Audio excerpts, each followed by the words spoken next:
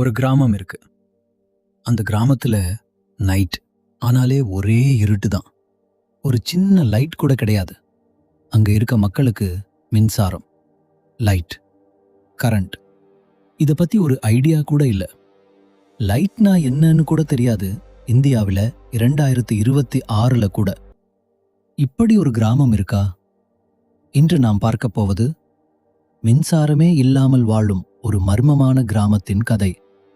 தமிழ்நாட்டின் ஒரு தொலைதூர மலைப்பகுதி அருகே மேகங்கள் தரையை தொடும் அளவுக்கு உயர்ந்த காடுகளின் நடுவில் வெளி உலகத்துக்கே தெரியாமல் மறைந்து கிடந்தது அந்த சிறிய கிராமம்.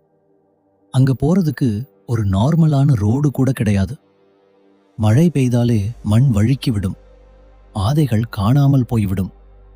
இரவு வந்துவிட்டால் அந்த கிராமமே இருளோடு கலந்து காணாமல் போன மாதிரி இருக்கும். மின்சாரம் இல்லை, மொபைல் சிக்னல் இல்லை, வெளி உலகத்தின் சத்தமே அங்கே கேட்காது.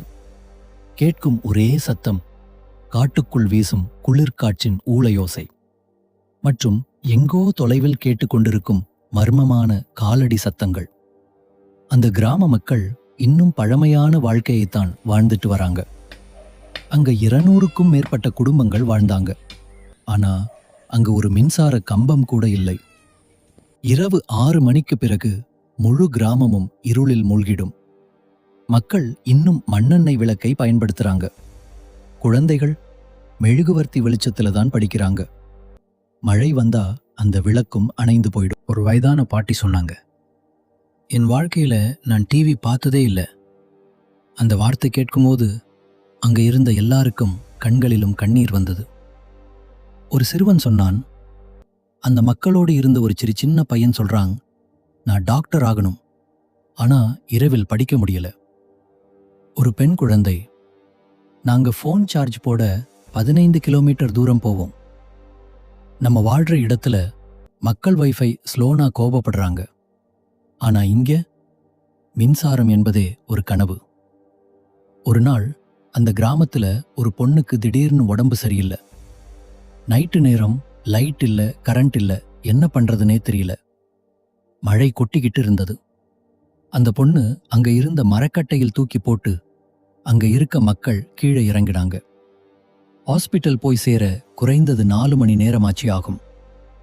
எவ்வளோ போர் எடுத்துக்கு அப்புறமும் அந்த பொண்ணை காப்பாற்ற முடியல. அந்த நாள் அந்த கிராமத்துல இருக்க மொத்த மக்களுமே அழுதுதாங்க. அந்த கிராமத்துக்கு ஏன் மின்சாரம் வரல? அதுக்கு பின்னாடி ஒரு ஷாக்கிங் ரீசன் இருந்தது. அந்த பகுதி முழுக்க அடர்ந்த காடு. எலக்ட்ரிக் லைன் போட கவர்மெண்ட் முயற்சி செய்தது. ஆனா யானைகள் அடிக்கடி கம்பங்களை உடைத்துவிடும். மழைக்காலத்தில் நிலச்சரிவும் வரும். அதனால் பல வருடங்களாக அந்த திட்டம் நிறுத்தப்பட்டது. மக்கள் அதற்கு பழகிட்டாங்க.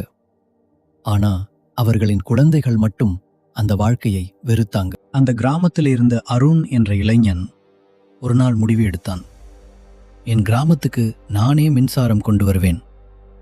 அவன் யூடியூப்ல வீடியோஸ் பார்த்தான். சோலார் பற்றி கற்றுக்கொண்டான். சிறிய பேட்டரி, சில சோலார் பேனல்ஸ், அதில் ஆரம்பித்தான். முதலில் ஒரு வீட்டில் மட்டும் பல்ப் எரிந்தது. அந்த வீட்டில் இருந்த குழந்தைகள் கைத்தட்டினாங்க. அடுத்த வாரம் 5 வீடுகள்.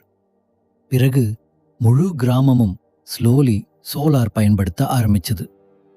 ஒரு நாள் அந்த கிராமத்தில் முதல் முறையாக ஒரு டிவி ஆன் ஆனது. அந்த ஸ்கிரீன்ல வந்த லைட் பார்த்து சின்ன குழந்தைகள் சந்தோஷத்தில் கத்தினாங்க. பாட்டிகள் அழுதாங்க. இதுதான் மின்சாரமானு கேட்டாங்க. அந்த இரவு பல வருடங்களுக்கு பிறகு அந்த கிராமம் இருளில் இல்ல, வெளிச்சத்தில் தூங்கியது.